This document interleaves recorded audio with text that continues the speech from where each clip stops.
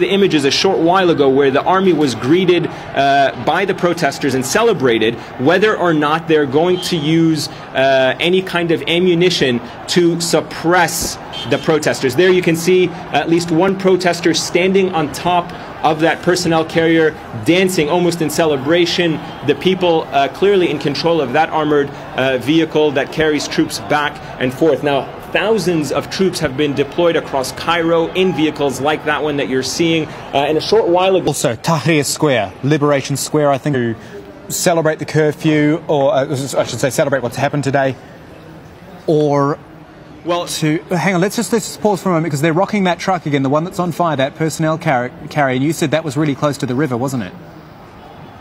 Indeed, it is. I mean, from where I am standing, I can clearly see that it is really just on the edge. You can almost kind of make this steel barrier that's right on the side of it. I mean, I've walked that Nile Bridge many times. That steel barrier is very strongly reinforced. The protesters are adamant, though, that they want to dump that in the Nile. They're constantly keep pushing it. I could tell from where I am standing, at least, that...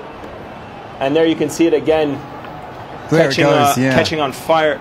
Yeah, there it goes again. And then every once in a while you see the protesters really trying to dump it into the river. That would certainly be an iconic image, one that's going to reverberate very loudly all across the country. In the heart of Cairo, no one would have ever imagined that Egyptian police vehicles would be set on fire and then dumped into the river. But as you mentioned, we are now into the curfew. There's no sign whatsoever that these protesters are going away or that they are abiding by the curfew. And we are expecting the Egyptian president, as you said, to address the nation in a short while.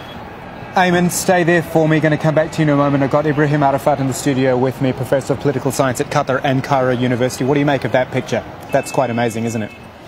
I think it reflects the amount of anger, and we should not underestimate the importance of the psychology of the masses.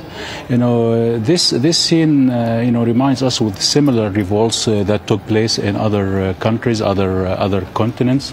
And to my surprise, or actually not to my surprise at all, the curfew has been imposed 10 minutes ago, and the people are still in the streets. Even if the people are in the mind of going, all these Egyptians have been complaining, of the lack of political intervention. So now we are going to hear for a political message by the leader of the country.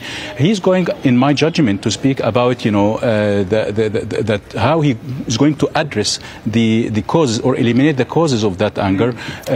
He will explain why he has decided to send the police into the streets.